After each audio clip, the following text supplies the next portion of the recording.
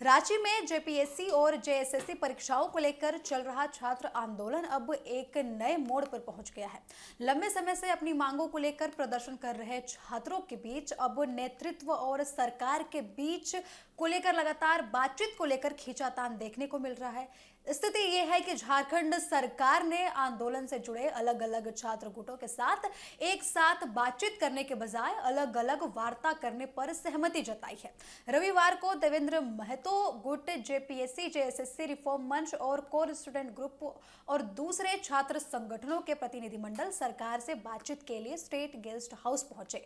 सरकार की ओर आपको बता दें कि मंत्रियों का पैनल इन प्रतिनिधिमंडलों से अलग अलग बातचीत करने की खबरें निकलकर सामने आई। इन बैठकों का मकसद अनशन कर रहे छात्रों की मांगों को सुनना है और आंदोलन से जुड़े मुद्दों को सरकार के सामने रखना है।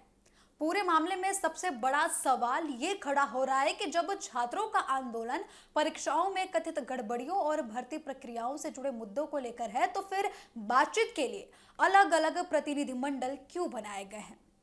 दरअसल आंदोलन के भीतर अलग अलग छात्र समूह अपनी अपनी पहचान और नेतृत्व के साथ सामने आए हैं। एक तरफ देवेंद्र महतो गुट यानी कि जेपीएससी जेएसएससी न्याय मंच है, जबकि दूसरी तरफ जेपीएससी जेएसएससी रिफॉर्म मंच समेत दूसरे छात्र समूह है।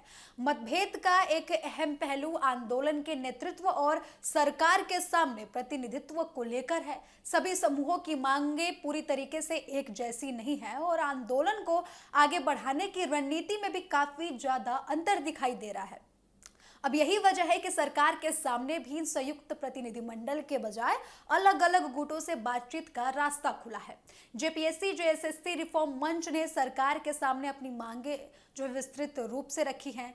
आपको बता दें कि मंच ने कुछ परीक्षाओं को रद्द करने की मांग की। इसमें 14वीं जेपीएससी बैकलॉग 2023, बैकलॉग 2025, एफआरओ 11वीं 13वीं जेपीएससी और कई अन्य परीक्षाएं भी शामिल हैं जिसमें कथित गड़बड़ियों के मामले सामने आए हैं।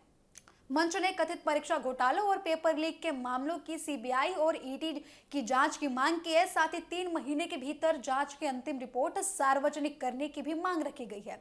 छात्रों की एक बड़ी मांग ये भी है कि परीक्षाओं में आपको बता दें कि आउटसोर्सिंग व्यवस्था को खत्म किया जाए और आयोग खुद परीक्षा आयोजित करे। इसके लिए काफी ज्यादा आपको बता दें कि मांगे छात्रों की तरफ से निकलकर सामने आ रही है। इसके अलावा परीक्षा के हर चरण के परिणाम के साथ cut off marks, score card और नॉर्मलाइजेशन का फॉर्मूला सार्वजनिक करने की मांग की जा रही है। जेपीएससी में आयु कट ऑफ 2018 और जेएसएससी में अधिकतम आयु सीमा 42 साल तक तय करने की मांग लगातार रखी जा रही है। दूसरी तरफ आपको बता दें कि देवेंद्र महतो गुट यानी कि जेपीएससी जेएसएससी न्याय मंच भी सरकार से बातचीत के लिए अपना प्रतिनिधिमंडल लेकर पहुंचा है। इस गुट की ओर से बातचीत में शामिल होने वाले प्रतिनिधियों में चंदन कुमार, दीनबंधु मंडल, इकबाल हुसैन, रविशंकर, प्रेम कुमार और रमा अवतार महातो के नाम सामने आए हैं। यानी कि अब सरकार के सामने छात्रों की तरफ से एक नहीं बल्कि कई प्रतिनिधिमंडल हैं। इससे ये सवाल भी उठ रहा है कि अगर अलग अलग गुटों की मांगों और रणनीति में अंतर रहता है तो सरकार के समूह को आंदोलन का आधिकारिक प्रतिनिधि मानेगी। छात्रों के बीच ये आंदोलन लगातार आपको बता दें कि खींचातान की तरह देखा जा रहा है। आपको बता दें कि लगातार इसमें 2 गुटों के बंटने की खबर निकलकर जैसे ही सामने आई और सरकार के पास 2 प्रतिनिधि मंडल पहुंचने की बात निकलकर सामने आई, तो इसको लेकर काफी ज्यादा अटकलें तेज हो गई कि किस प्रतिनिधि मंडल को आंदोलन का प्रमुख प्रतिनिधि मंडल माना जाएगा। हालांकि अभी ये कहना जल्दबाजी होगा कि छात्र आंदोलन पूरी तरीके से बट गया है। मूल मुद्दे परीक्षाओं में कथित गड़बड़ी, भर्ती प्रक्रियाओं में पारदर्शिता, युवाओं के हित में जो मुद्दे उठाए जा रहे हैं वो भी आंदोलन के केंद्र में है। फिलहाल मतभेद मुख्य रूप से नेतृत्व, प्रतिनिधित्व और सरकार के बीच के तरीकों को लेकर है। सरकार से तो जो बातचीत की बातें निकलकर सामने आई हैं उसको लेकर काफी ज्यादा खींचातान देखने को मिल रहा है। अब इसी बीच आंदोलनकारी छात्रों ने 10 अगस्त को विधानसभा मार्च का भी ऐलान किया है। छात्रों ने ये बोला है कि सुबह 10 बजे से पहले पुरानी विधानसभा के पास पहुंचने की अपील की गई है उनकी तरफ से। वहां से नई विधानसभा की ओर मार्च निकालने की भी बात कही जा रही है। आंदोलनकारियों ने मार्च को शांतिपूर्ण और अनुशासित रखने की अपील की है ताकि आंदोलन की छवि प्रभावित ना हो।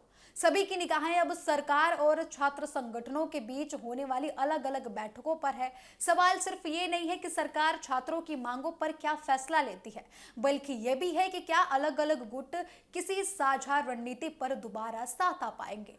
क्योंकि अगर छात्र संगठन एक मंच पर लौटते हैं तो सरकार पर दबाव और भी ज्यादा बढ़ सकता है, लेकिन अगर खींचातान लगातार जारी रहता है तो आंदोलन की दिशा और ताकत दोनों पर असर देखने को मिल सकता है।